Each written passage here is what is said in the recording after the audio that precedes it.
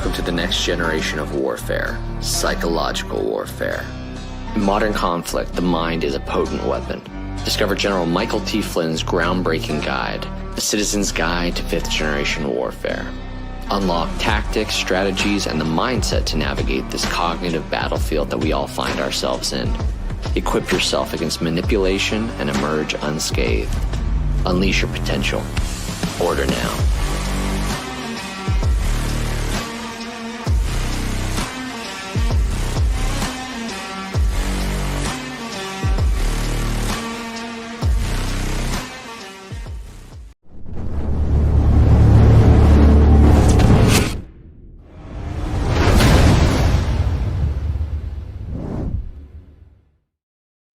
How's it going, everybody? Welcome to the AlphaWarrior Show. I am your host, Alpha. It is Wednesday night. It is April 15th, which means it is Operation Gladio night.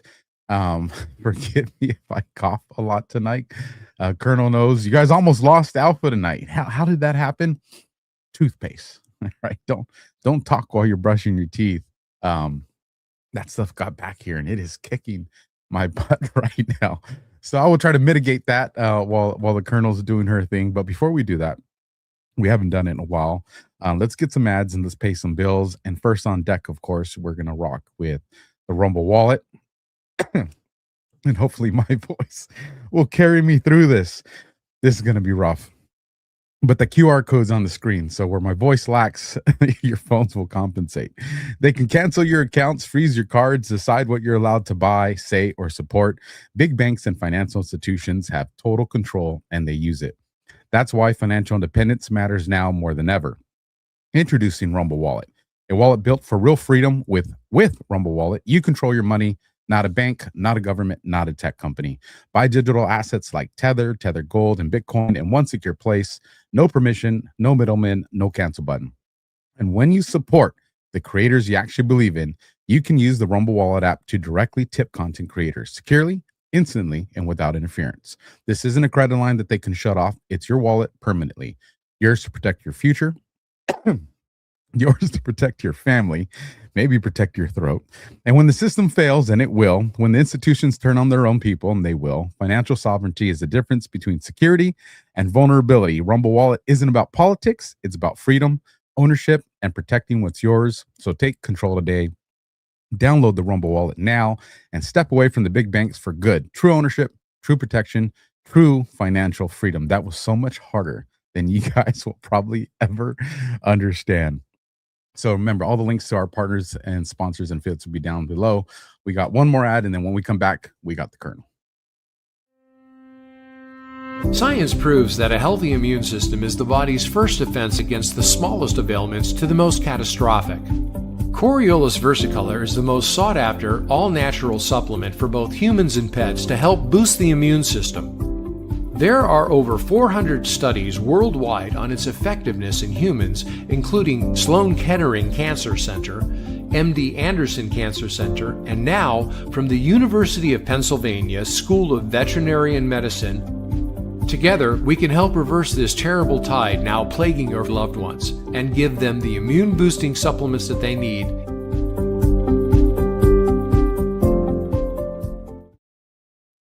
All right, folks, do me a solid. Share this out. Let's get this crowd pumping in here.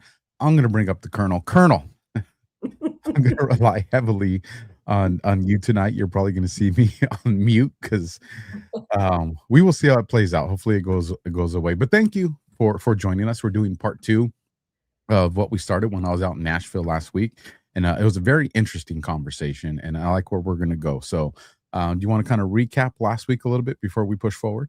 Well, kind of just talking about how we spend a lot of time, obviously, talking about the CIA operations, but I want people to understand, because I get this feedback a lot, that the relationship to MI6 and, the rest of the intelligence agencies and how they run these ops.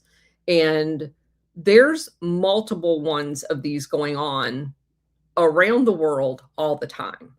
And I tend to stick with the CIA's role in all of them, but there are other people involved other intelligence agencies as well. And so we kind of just started this in last week about how these operations run. We did the whole series on psychological operations and kind of the overview and the history of them. And so I wanted to transition into one that I had read about a couple of years ago, that if you look at where we're at in the United States, and that's kind of how I want to couch this whole show.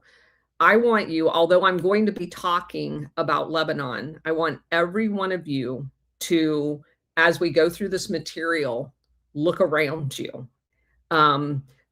These people that conduct these operations have a standard way of doing them. They vary only in location and who's conducting them, not in the method in which they use. And that's kind of what we talk about, pattern recognition, and how important it is to be able to look at how these things unfold. There's a gentleman by the name of Kit Clarenberg that wrote this article that I'm going to use kind of as the backdrop for what we're going to talk about tonight. He wrote it in August of 2021. There was this huge document that we talked about last week that got leaked out to the public in 2020 in the UK. And so he starts off talking about in 2021, in July of 2021. So he wrote this article about a month later. The Lebanese prime minister, whose name is Saad Harari, he had resigned for the second time because they have one of those systems where you have to elect somebody and then you have to form the government. And if you can't get enough of the factions of the government, then you basically have to resign as the prime minister. So it's like a coalition government, not like anything that we have. So he tried for about 9 months to build this coalition government and wasn't able to do it. So there's lots of chaos going on in Lebanon at the time. His previous resignation had happened in October of 2019. So it kind of is the before and after of this leaked document in 2020 in the UK. The October 2019 resignation was very important because there were protests everywhere, not organic protests, but protest. And he actually basically admitted that he had knowledge of the protest because he wanted to, and this is his words, positively shock the system. So there's all kinds of chaos going on in Lebanon. So there were a lot of suggestions back in 2019 that none of it was organic and that it had been covertly created by a foreign power. And of course, based on what I'm about to present to you, everybody knew that it was the UK that was doing this. So fast forward to 2020 from 2019, in December of 2020, there is a leaked Foreign Office series of files that get revealed. And so that's about 7 months before his resignation the following year, in July of 2021. The UK had commissioned a thing called a target audience analysis. Now, it's exactly what you think it is. Target audience analysis. This is the same thing that the CIA calls a survey team, where they send agents and assets into a targeted country to get the lay of the land. Where's the fault lines? Where are all the factions? And they document this to create a plan to destabilize the country. So Kit says that it's sought to pinpoint a segment of the population that could be effectively mobilized to affect positive social change and to provide a mechanism to create a unity pro-Western government. Okay, so they hire a company. The company that they hired is called ARK, A-R-K. It is tied to MI6 in several other countries. Alastair Harrison is the guy that manages destabilizing psyops on behalf of both the US and the UK all over the world. So how does he do it? He identifies a ideal target audience.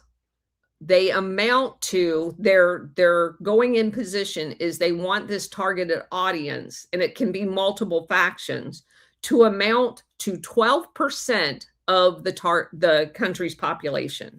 So let's just say there's 1 million people in Lebanon. They need about 10 to 12% of that population under their control for these destabilization operations. And basically what they're going to try to do is influence behaviors, and they always couch it in leading to positive social change. Well, protest and civil society initiatives, and you can see that happening here, because when they say positive change, they don't need positive change for the people.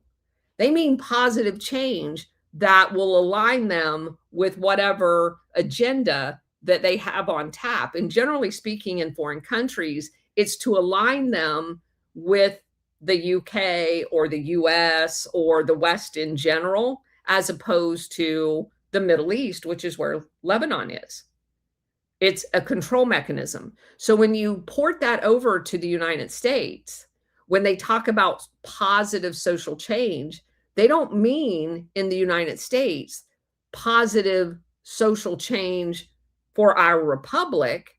They mean positive social change for their agenda, like anti-ICE raids, protests, that whole trans-Tifa thing going on. That's the positive social change they're talking about. That we just have to keep that in mind. So, in order to create their targeted audience into action, they create, according to ARK, they proposed a clandestine multi-channel assault on public perceptions, and they use it with a wide-ranging strategic communications campaign.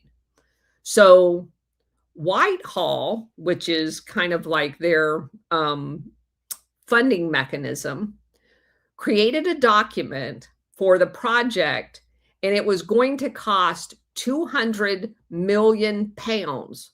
And it was designated to run from April 2019 for 2 years. So that's basically, depending on what the exchange rate is, about $4 million. So ARK turns around and they submit their plan to the Foreign Office in UK. And it basically outlines, they actually admit in one of the leaked documents that they had been running this manipulative programming in Lebanon since 2010. 2010. So in the leaked documents, it cited examples that included the British Embassy in Beirut funding multiple media electoral communication campaigns during the 2018 or 17-18 election cycle in Beirut. Again, way before any of the current events. And do you know what it was called? Get Out the Vote. No. Yes. That's a very familiar name. It is. And it was done, according to these documents, to motivate first-time voters to engage in the voting process. So they worked with local partner organizations in Lebanon. The company created and disseminated compelling content using social media primarily. They created local broadcast using podcasters. They used print media. They used billboards all over the country. The activities the next year was called Take Action. They included holding mock elections in universities. They taught people how to create flash mobs. And they used music venues in order to practice these techniques. So they would use the backdrop of a, like a concert or something like that, where they would stick these social media influencers that they had trained and local journalists that they had trained to tune into this rock concert while they're spreading this propaganda intermixed with their, podcasting in front of this rock venue, because they knew they'd get more eyes on it if they had something as a backdrop that was more important than, or more culturally interesting than just having some podcaster stand out on the street. So they're literally using cultural icons in order to draw eyes on to their propaganda, in order to get them to trend on social media. Very, very important. So then ARC goes back in and does periodic surveys to test how well they're doing. In these documents, ARC bragged that the Take Action campaign billboards was the second most recognized among the respondents that they surveyed. So they are testing how effective their propaganda campaign is. It said that 30% of first-time voters had engaged in this propaganda campaign in one way or another. And they did that by just going around surveying people. Their activities became so intensive that they had to set up an entire production hub inside the country in order to produce outputs for websites, TVs, and they used pods of 30 social media influencers to coordinate messages. They published at least 5 times every day on average, and they were reaching up to 45% of the entire Lebanon population at any one time with this social media campaign. That's huge. That's not a small amount of the population. Okay. So one of the Facebook pages they used was called Anna Han, H-O-N, which translates in Arabic to I am here. This was secretly created by the ARC company under the auspices of a youth empowerment project. It was funded completely by the Canadian government, which of course is part of the Crown. And it was used to build communication and mobilize young people to identify and promote positive stories in their communities and peer group while slipping in propaganda. They trained locals on how to develop their own video into a more polished production. And they would stage these events around and get this youth group that they were working with throughout Lebanon in order to form the crowd for the one influencer. And then basically they would put another influencer up there with the same crowd and make it look like it was multiple different events while it was really only the same event. So they could broadcast to their particular audience. By September of 2018, that Facebook page had reached 16 million people with 1 million views per month. That's huge. Their targeted audience for that particular Facebook page was 18 to 35. So this is very interesting. I want to take advantage of this interjection while I still have my voice for a little bit, Colonel. At GART this week, very cool audience member said, "Hey, are you familiar with some information?" And they presented something to me, and I was like, "No, not familiar with them. Hadn't heard them. Never heard of them." I was like, "Well, might want to look into it." So I did. You know, the curse research of it, and what you're describing here with ARC sounds like this company. So I'm just going to populate it here just so you can see it. But I would love for you to do a deep dive into this, Colonel. This is, again, not making no allegations here other than information. But this company is called redseatventures.com. And if you would wonder, well, why does that, why is that important? Well, it says Red Seat Ventures powers the most influential creators in the world. We partner with top talent and brands to fund, build, and operate impactful new media brands. So let's click this part right here where it says meet our creators. And just maybe, you guys will recognize some faces. Tucker Carlson, Megyn Kelly, Brett Cooper, Pierce Morgan, Bill O'Reilly, Jillian Michaels, Sean Spicer. I mean,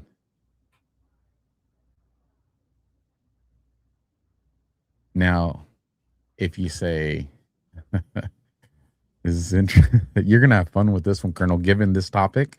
Yes. Now, if you're saying, well, why does this matter? What company that Tucker used to work for, Colonel? Fox. And then he left, right? Yeah. Guess what company acquired Red Seat Ventures? Fox. That's a great guess, Colonel, and you would be correct. That's crazy. I'm telling you, when you dive into this one, Colonel, now, again, I've only done the curse research of it, but I'm listening to what you're saying. This other company says that this is what they do. This is what they look for. And I'm like, that's what this other one does. Company's doing. I'm telling you, Alpha, I'm convinced that everything we're doing is divine. There's no other explanation for it. I'm telling you, I'm listening to you and I'm like, there's no way. What's the chance of someone just telling you about one and that's what we're going to talk about? Yeah, that's crazy. That's literally crazy. So I just want everybody, as the Colonel continues to educate us on this, think about, this one. Coordinated messaging. Exactly. Okay. So expanding this Anna Hahn Facebook page reach was central to the ARC's strategic communication plan. They set up regional hubs throughout Beirut and other locales throughout Lebanon, publishing stories on initiatives that provided replicable examples of pro-social behavior, which was all pro-Western. This hyper-local approach would ensure delivery of messaging to wide varieties of audiences, ensuring citizens of all age, religions, and classes was propagandized. This was achieved by recruiting and training a legion of new reporters, at least 50% of whom had to be women, as they are more likely to be able to conduct effective outreach with women audiences. At the top of the platform, existing 24 staffers, offline events were to reinforce messaging. So they actually have back room conversations about what messages to push. And all of this is being fed by ARC. ARC also sought to create a network of social champions comprising of established local media actors and influencers who shared the UK's objectives. Then they provided them tailored training in production and messaging while recruiting agents of change. Local governance, actors, and NGOs helped with this endeavor. And yes, USAID was very, very active in Lebanon. In tandem, the company used cutouts to engage in cooperative endeavors. What they were looking for is name recognition and credibility. That leaked file also talked about risk management initiatives, that ARC was well aware of the dangers inherent in cloak and dagger activities, with the firm noting that Hezbollah supporters had responded to a March 2019 designation of the movement's political wing as a terrorist group by threatening attacks on UK government's interest and affiliated groups in Lebanon. So let me say that another way. Hezbollah has found out what the UK is doing. Hezbollah is trying to stop this propaganda campaign in Lebanon. And they already know by 2019, it's 100% from the crown. So what I want people to understand is we've been told Hezbollah is the boogeyman. What Hezbollah is doing is attacking the UK's propaganda machine in this instance. I'm not saying they're the good guys, but we have seen in our study of this over and over and over again that anyone that fights back against this system is labeled a terrorist group, right? Che Guevara was labeled a terrorist group when what he was doing was fighting back against the CIA overthrows in Operation Condor. We've been taught every single time that the people that are the ones fighting back are the bad guys. The Tupamaros in Uruguay, when Dan Mideron was down there and setting up the black site prisons, those were what we were told were the guerrillas, when they were actually just the patriots trying to get the CIA out of their country. So just keep that in mind.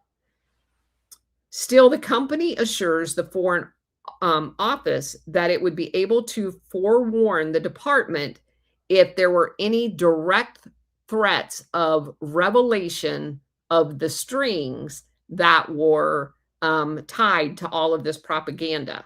So they were regularly monitoring Hezbollah, and because this startled them, they wanted to know how Hezbollah had figured out what they were doing. So they were using social media channels and private WhatsApp messaging groups to monitor. And now, again, that means they have backdoor access to this. They were actively monitoring WhatsApp group messaging to see if they had been exposed. That's huge.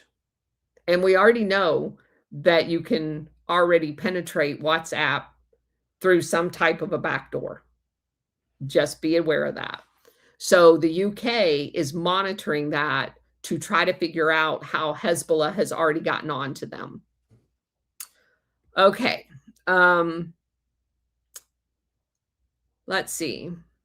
When you do that, Colonel, let me jump in to get one more ad, because I got to Sure. catch up on my Rumble ads and take care of some business. And since we're talking about some military strategy and stuff, if you guys don't have one already, there's a QR code on the screen. If you're watching on Rumble, if you're like, I don't see the QR code, you got to get over to Rumble. So we're talking about the Stinger from MCG Tactical. And have you ever wondered what it feels like to shoot with the same precision tech used by the U.S. Special Forces? Well, good news. After years of research and development, MCG Tactical just dropped something incredible, the Stinger Combat Sight. This isn't your average red dot. Using holographic technology once reserved for elite military and law enforcement, the Stinger delivers crystal clear precision. So accurate, you can hit a dime at 300 yards without even trying. That's good business, folks. This is the exact same level of technology used by the pros, but here's the twist. Most sites like this go for $600 or more, and definitely more. And people happily pay it. I have. But right now, through an exclusive deal with MCG Tactical, you get this mil-spec site for under $200. And it gets better.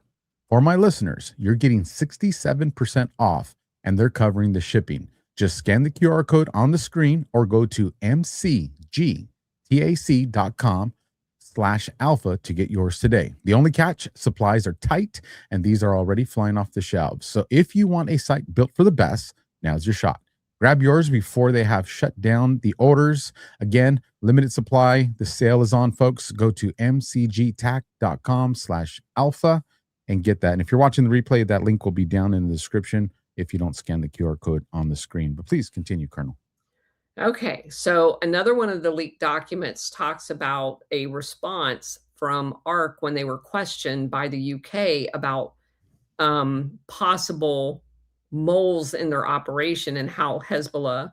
So here's a quote. Content will not be directly attributed to the UK, and this project will be designed and presented as a social cohesion project, providing a strong defense against any attacks on the UK. So they go on to say in this leaked document that they are micro-focusing to local levels for their target audience. In a separate Foreign Office... just let me interrupt right there. Sure. Because on their page, I'm talking Red Seed Ventures, where it talks about the things they do. One of them, Colonel, distribution strategy. Their words, not mine. Here, I'll bring it up so you guys can see. You don't have to trust me. Just look for yourselves. Where should the content live, and how do the platforms feed off each other? So I'm telling you, I'm just like, Jesus. Yes, that's exactly right. Because you can see with that group of people how they cross-populate. Yeah. And if we push back against it, Colonel, what would they probably call us? Well, we can make a post. We'll have to strategize about that, because I agree. Once I figure out the similarities, we'll lay it out. Yeah. Okay. So, all right. So back to the Foreign Office, the operation in Lebanon reveals that the country's youth are also agents of change. That's what they call them. The ARC seeks to embroil in its regime change efforts, meaning the agents of change. They want to use the youth to do regime change. And as we said before, they were running this project from 2019 to 2021, this particular one. They've been there the whole time, since 2010, at least, probably before that. But this particular phase of the campaign was a 2-year. And their stated goal was to compel greater communication and engagement with municipal governance and parliamentary structures and processes. This is a quote from their document. Youth engaged in the project should be equipped with the necessary political, civic, and core skills, including dialogue, communication, problem solving, monitoring, to contribute to change. The target list in the document included university students. What do we see happening all over our universities? Youth groups, social movements, members of parliament, and political parties. Because of their past interference in elections, ARC was well placed to access each and every one of these elements. It boosted in the documents that they submitted to Whitehall that it enjoyed a strong relationship among organizations in Lebanon, such as the Lebanese Association for Democratic Elections, with which it had already partnered on a U.S.-funded governance accountability project. The Professional Center of Mediation, another group, which was a youth group called Louder, and another youth group, Beirut 24, they were targeting female governance actors, such as Beirut's MP, Rola Tabish. So they already had at least one of them on their payroll, according to this document. And they were all associated and deemed essential to the Take Action campaign. Another one of the leaked documents mapped out a theory of change for the operation, which contended that if ARC successfully fostered a culture of active youth participation in political life that transcended confessional lines, enabling young people to become more involved in decision-making processes and able to hold political office, then governance in Lebanon would be by definition improved and more pro-Western. That's what they actually said in the document. ARC proposed in hosting political participation boot camps across the entire country, with attendees engaged in a range of tasks and activities. The company helped them identify critical local level issues that they could use as wedge issues to be addressed by these paid people. They also wanted to explore different strategies by which they could be raised and resolved. So they already wanted some issue that they could already have the ability to solve, to give them quick traction in their local area to basically imply that they were doing something positive. The company would also convene monthly town hall meetings called engagement forums, such as municipal youth committees with their activists. These meetings would include party leaders and government officials. The youth groups would be assisted in carrying out surveys of local communities to identify key issues of concerns that they could discuss at these meetings, and then provide quick solutions to them that basically pumps up the importance of these influencers. So, for example, if you're in doing one of these surveys and one of the problems is your trash isn't getting picked up on time, well, this is something they could throw a bunch of money at, get the trash picked up, and then give the credit to these youth groups. So they're artificially building their street creds up in their local areas.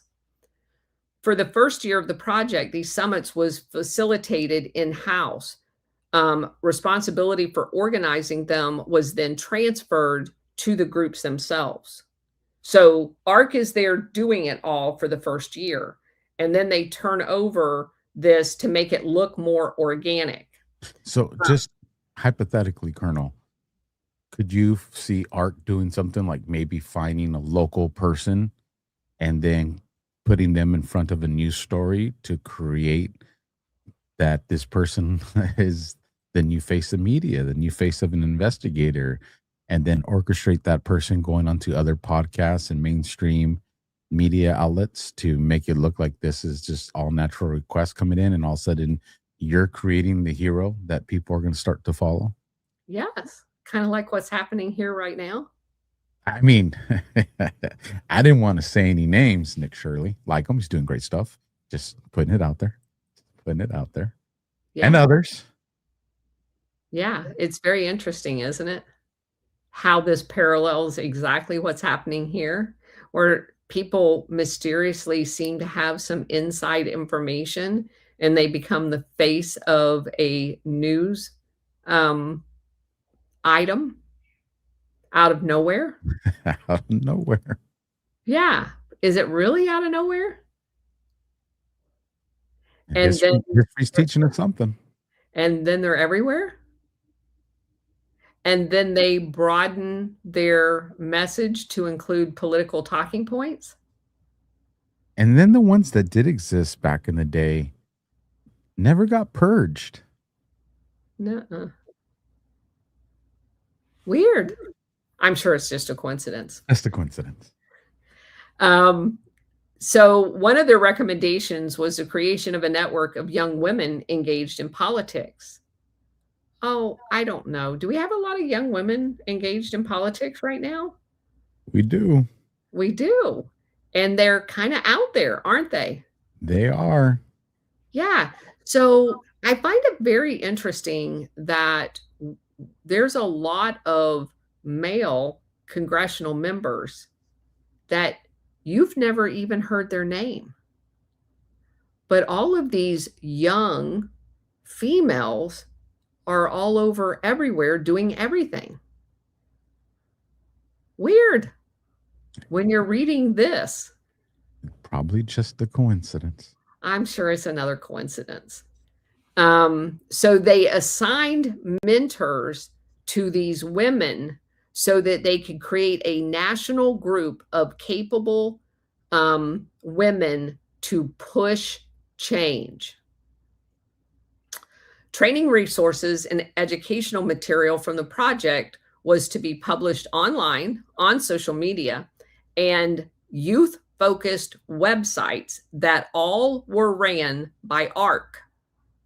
Along with political interviews and question and answer sessions, they actually filmed professionally these boot camp events. They then staged call to action on whatever topic that they had picked to bring to fruition. And all of this was part of this psychological operation. They even included teaching people how to create memes. Yes, they did. And developed local, they actually funded the creation of a local firm called 4-production, to teach them how to, and give them the capability to professionally produce these products. So ARC selected four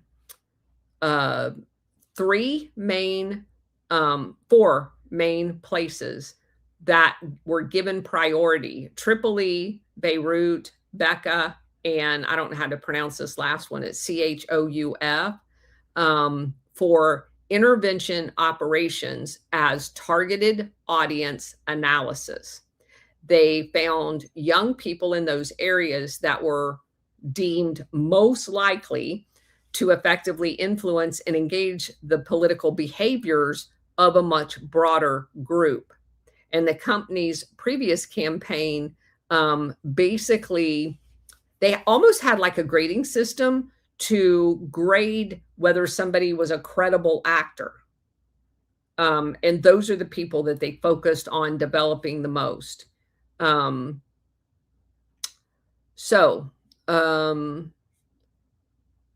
During one of the Take Action campaigns in Becca, an area that had a mix of sectarian backgrounds, ARC organized a boot camp for 30 students at a Lebanese international university, then convened town hall meetings between the people that they had trained in this boot camp and one of the MP government officials.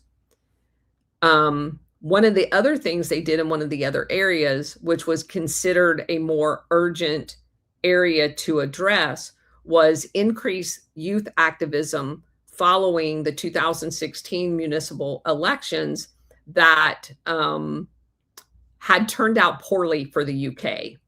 So they felt that particular location, that CHOUF, was of critical need for lots of help because it didn't vote as positively for the people that the UK wanted elected. So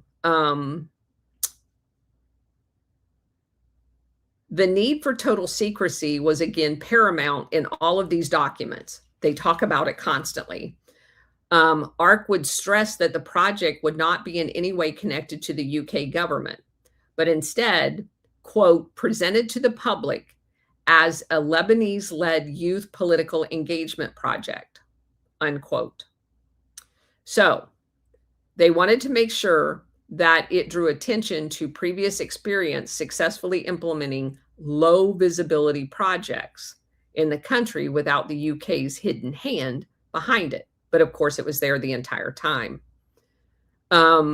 Unluckily for the Foreign Office, the reality of ARC's operations in Lebanon was exposed very candidly when these and many other highly incriminating files was leaked in December of 2020. Within 10 days, Alastair Harris had to flee the country. And of course, he was given a job in the UK government when he got back to the UK.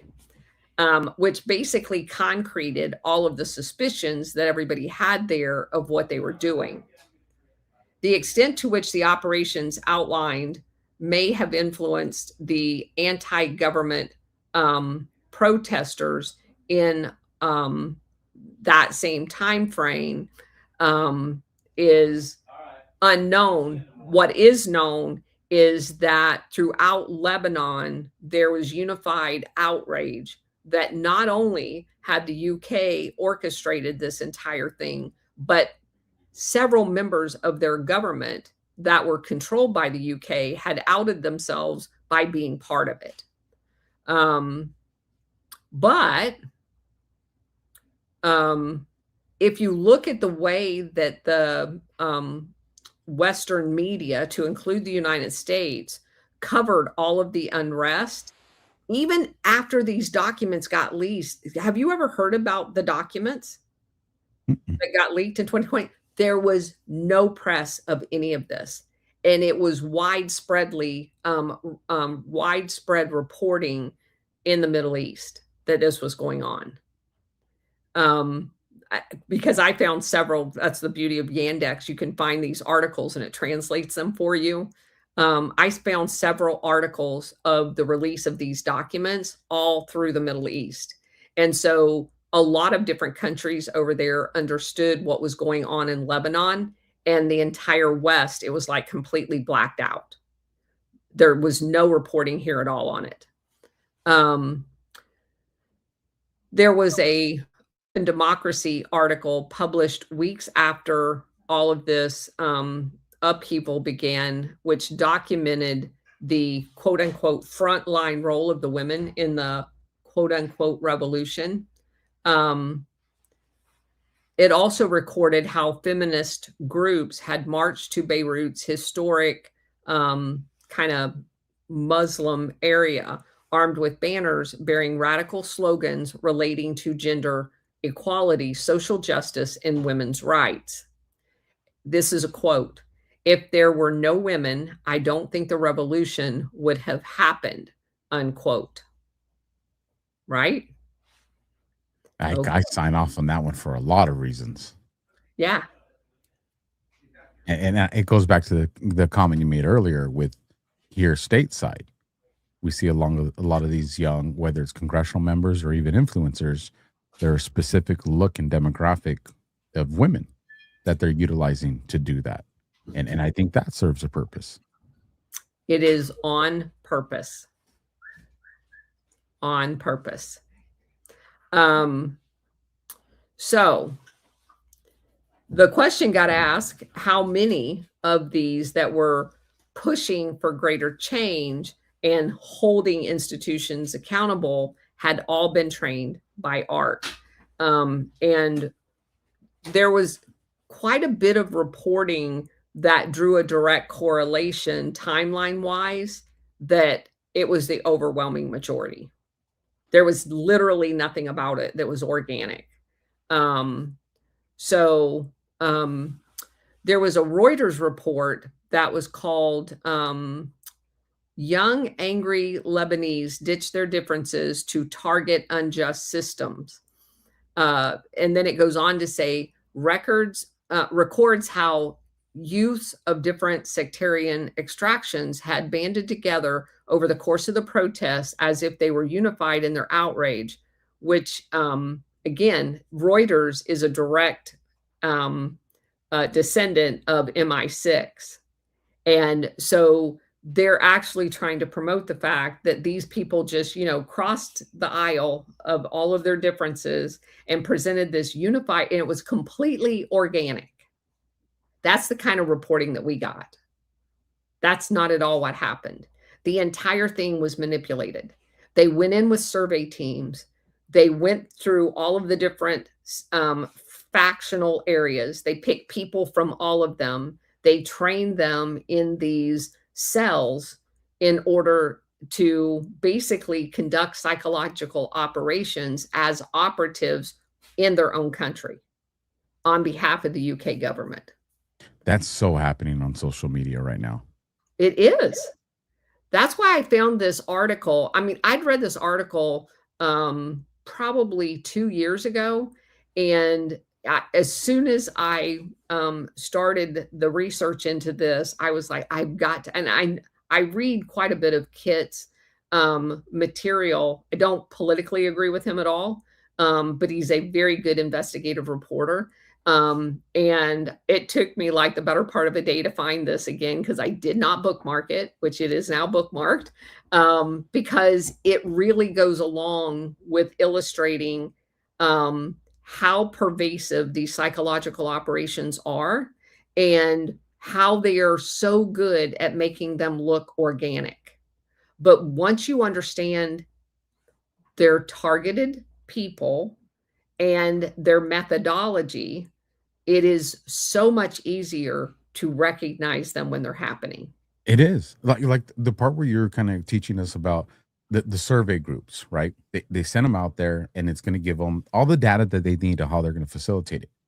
What do you think these virtual town halls on X are that we call spaces, or threads if you're on Instagram, or groups if you're on Facebook?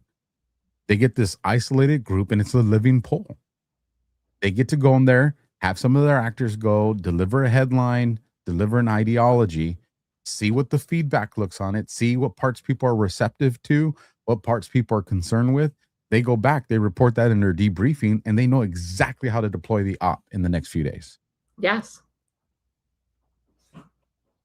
So you have to look at all of those different things completely different when you understand that they are being used to manipulate us.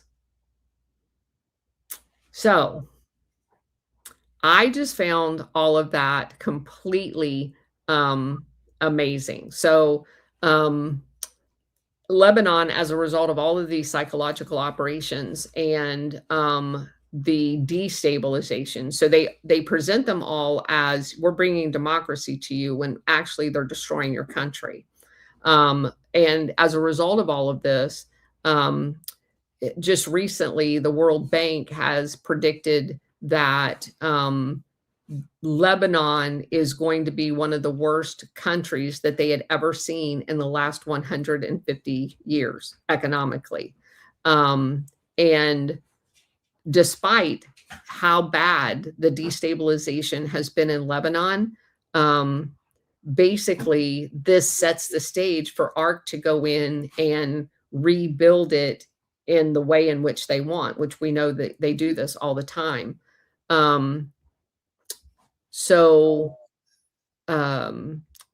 Let's see. So now that the prime minister is gone, Alastair Harris, the guy that caused all of this, tweeted out a photo of himself assembling personal protective equipment alongside inhabitants of Beirut's refugee. So he basically took a trophy picture.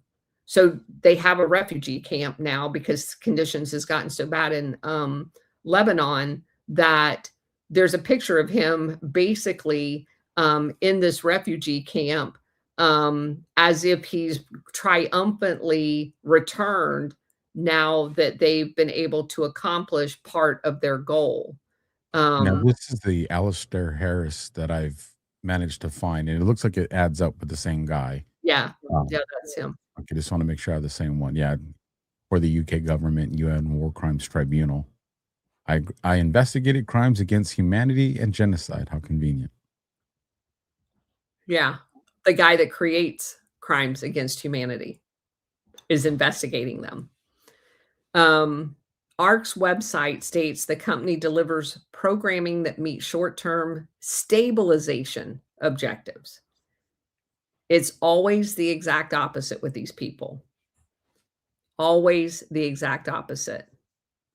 So the groundwork for the improved Lebanon, as envisioned by their covert psychological operation, was being laid out again once that it has been comprehensively achieved, the closer the company or the country is to collapse. So while they tout themselves as improving democracy and stabilization, they're actually conducting a covert operation to destabilize the country. And that's what we came across with all of our, hey, the US government's going out there to spread democracy everywhere, except for everywhere they try to spread democracy, it ends up in a complete failure, and usually with a military dictator in charge. So, yet again, we're doing exactly the opposite of what we say we're doing. So, I wanted to go back to, because we've got a few more minutes. I had did a little bit of comparison with a couple of other articles, and I wanted to go into a little bit of depth of a couple of the other companies that have been working with ARC. As we said earlier, ARC was founded by Alistair Harris, and it basically is regarded as an intelligence operation. ARC moved far beyond standard diplomatic soft power. Its operations include creating psychological operations, training Lebanese youth through platforms like the one we mentioned, that Anna Han on Facebook.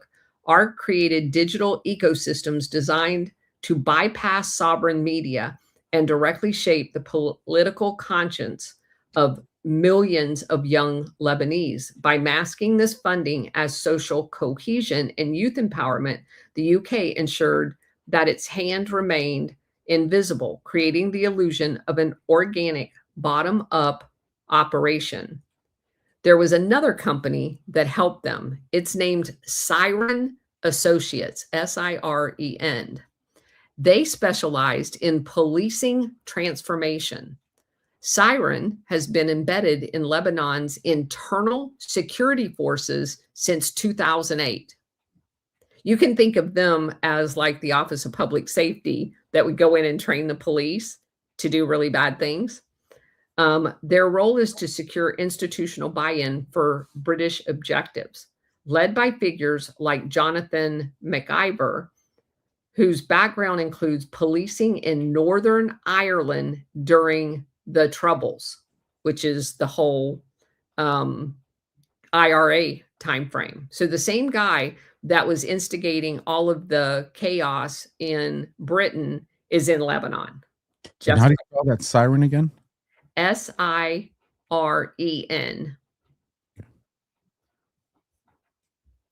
So what they do is they identify and cultivate change champions within the Lebanese government, and primarily focusing on the police, utilizing informal daily interactions with the police force to make sure it works lockstep with British objectives. And then my favorite one is Torchlight. Torchlight acts as a technical arm of the operation. It specifically targets the Lebanese Army Military Intelligence Directorate. Military Intelligence Directorate. By gaining a physical presence, they actually set up an office in the Military Intelligence Directorate headquarters in Lebanon. Torchlight provided the technology to conduct mass digital surveillance on the entire Lebanese public out of the headquarters of military intelligence. They provided tools for forensic data collection and biometric processing so that UK government had access to the entire biometric portfolio of Lebanon. And it all flows directly back to the British intelligence. Is that crazy? It is. When you swing it back to ARC, and I'll bring this up on the screen so people can see it. This is what they say, our blog page, right? So it's open source information. And just look at what it's blogging about. Election year 2026, what it means for Latin America, the right-wing model in Latin America, Uganda's 2026 elections. Do the events of January 2026 in Syria set the conditions for an Islamic State resurgence? Iraq faces another surge. I mean, the impact of Iran's domestic crisis on Iran-aligned militia groups in Iraq. Now you look at these blogs they're writing. Now think about what the Colonel shared with us the last 60 minutes. And you're just like, whoa, are you blogging? Or what's really going on here? And I mean, it's dark humor, because we see it all the time. You go to serious digital war, disinformation. I mean, you look at what they're blogging about and the stuff that you've introduced to us tonight, Colonel, and it's like there's something very sophisticated that's going on here. And then and when you're talking about, the Syrian that's training their police forces and, kind of setting the standards of how they develop their policies, it just kind of makes me revert back to outside the general academy that we went to in law enforcement. But one of the things in law enforcement that all cops are still doing right now, there's some in the chat, they can verify this for me, is you got to do ongoing training. And we go to places like, the Regional Training Center, the San Diego Regional Training Center, LA Clear. We go to all these different institutions because, this is where we learn the laws and the way we're going to do wiretaps. This is where we're going to learn, surveillance.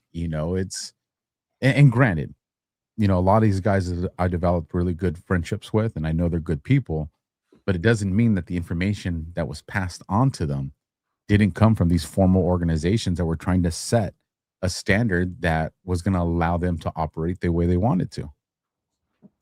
I would almost guarantee you that every training that is provided to police in the United States has these assets embedded in them.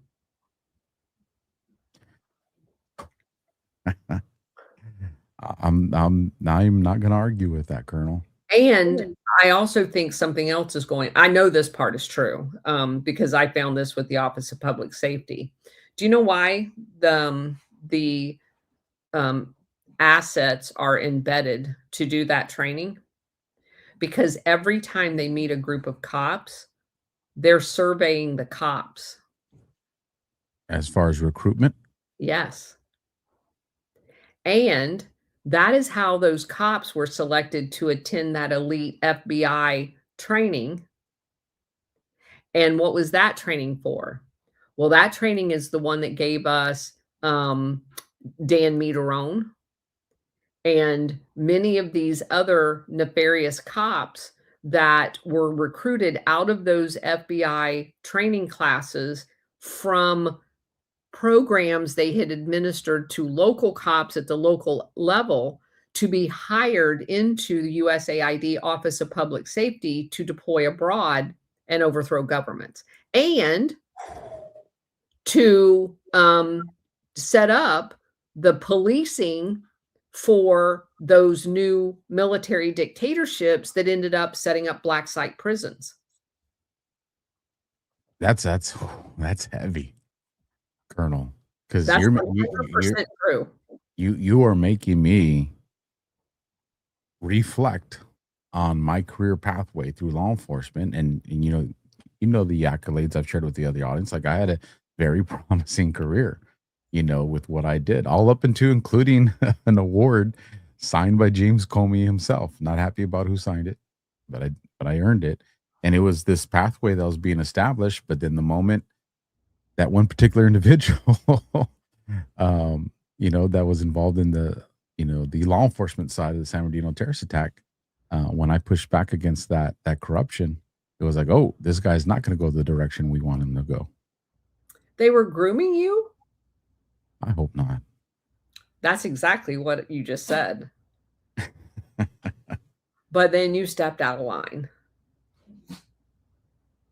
That's it. So you're making so many things click in my head right now, because all of us that were like me, and I'm sure there's some in the audience right now, very proactive cops. Oh, that's what they want. That's what we're they the want. ones that, yes, because we're the ones that get pulled into the regional teams. Yeah. And in those regional teams is where you're exposed to the DEA, you're exposed to the FBI. Yes. Like myself, I got to work with NCIS and some of these other people. That's where the networking begins. Wow. I know. And if you don't know what you're looking for, by the time you realize it, it's too late. You're already sucked in. Dang. That's But that has been illustrated to me over and over again in researching these individuals. And you go back through their careers and the things that they touched and where they got certain training from. And it is definitely a pattern of higher and higher exposure, where they said and did all of the right things to then be picked up to move to the next level, to the next level, to the next level.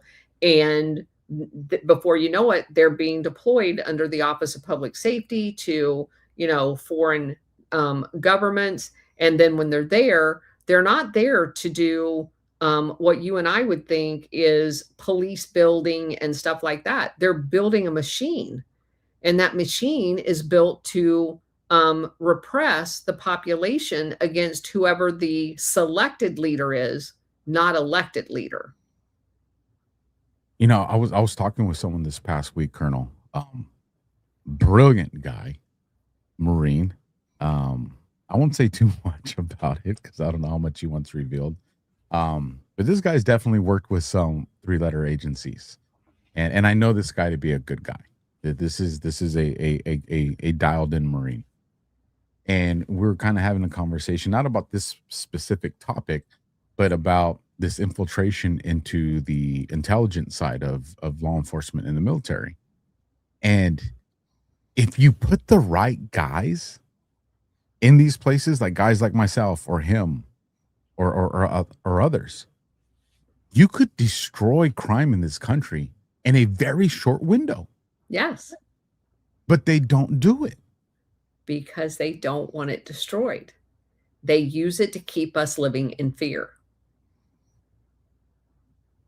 For instance, one of the conversations, yes, he's probably watching tonight too. He's like, say something stupid, Alf. Let's see if I don't come for you. One of the questions that was presented for me is what's one of the first things that you would do here, in these operations? And, who would you go after for the arrest? Well, everybody thinks, oh, okay, well, you would go for, the Pelosi's, right? And then I was like, no, that's not who I would go for. The first part of if I created the operation, the first people that we'd go and we would start taking down would be the DAs and the judges. That we would start there. And the reason being is that's the back end of what the guys on the field are doing. And if the guys in the field are taking down these pedophiles, these, human traffickers, narcotics traffickers, only to go through the court system to get released, well, now you're destroying the morale of these guys. They're like, man, we just got shot at, and this guy's out already. But you remove the corrupt side of the judicial system to where these guys go in, and all of a sudden they're not getting out. Cops are like, yeah, okay. And that creates motivation for the next steps. And obviously it would be a whole nother show to go down that route. All you have to do is replicate Bukele. He just did it. in one of the most dangerous countries in the world. He did a good job too. You send a team down there, you go through exactly what he did. And what did he do? He got rid of the corrupt judges. Because I wish folks knew, we have the intel. Your intelligence, your correctional officers that work in these prisons, they have, if Cash Patel, if you or someone close to you is watching, you need to send an agent to every prison facility in this country and pull out the senior intelligence gang guy, and you will have all the working knowledge that you need for everything that's happening at the street level between your cartel, your mafia, and your street gangs. They will, and listen, they're gonna know who's the snitch too. They will tell you, talk to Johnny G Money, because that guy will snitch, and you'll get your informants. It's just, as big as this country seems, and as vast as the criminal enterprise seems, and it is. I'm not minimizing it. The intelligence that exists at the rank and file level, the street level, is actionable information. Yes. But by the time it makes its way into something like LA Clear or regional hub, and then gets vetted and then sent to this office that verifies it, and then there's a briefing done at this says, okay, maybe we should send this to the FBI regional office, and then they review it and they're like, okay, this is something we should send to the Washington field office, but it's done. It's too late. It's done. Versus if you actually had an agent that was there working with these guys saying, hey, give us a team, we can take this down here in the next 12 hours. Yeah.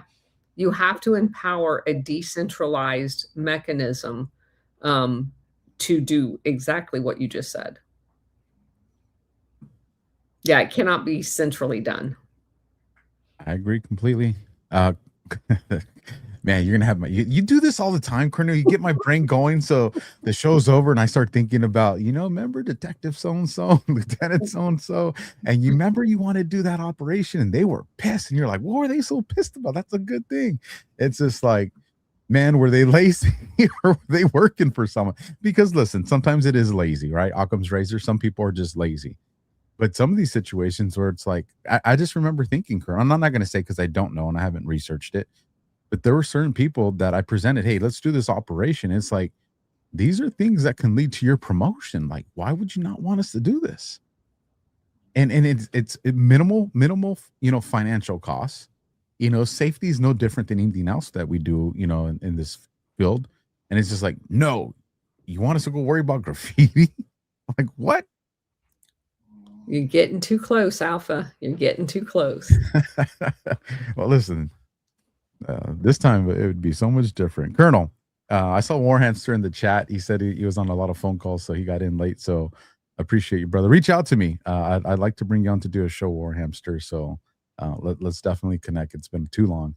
Colonel, what do you have coming up, and where can people find you? I saw a lot of new voices or a lot of new names in the chat. So and they definitely liked who you were. So let them know where they can find you.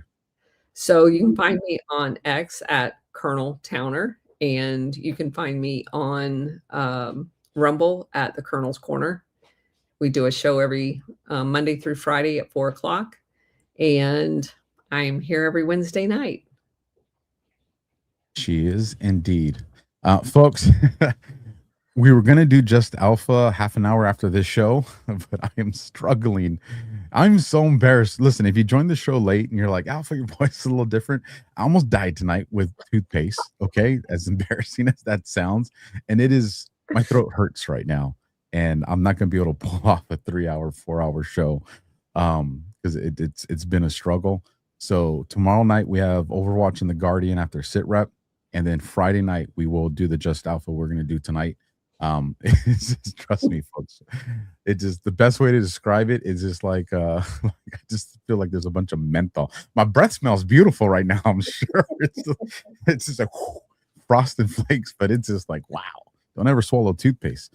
But again, we will continue the Just Alpha on Friday night, and then we'll go into all our regular programming with people on Saturday and the Middle East in 30 minutes ish with Ghost. And then Q after hours on Sunday night. So we're back. Everything's set up. Everything's put back together. So we'll do that. And then I do want to do our last ad. If you don't mind, you can stick around for this, Colonel, if you don't mind. Let me bring this up on the screen so everybody can see it.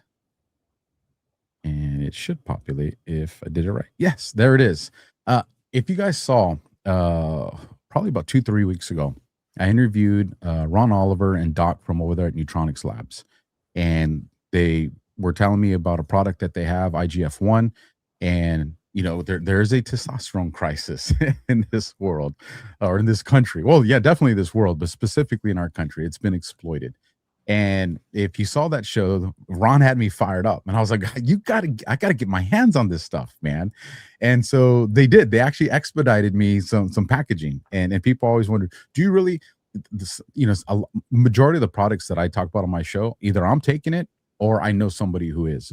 But they actually sent it to me. So here's the IGF-1 Plus, right? Has the men's low jack on it. And then for the fellas, they have the ladies ones too, ladies.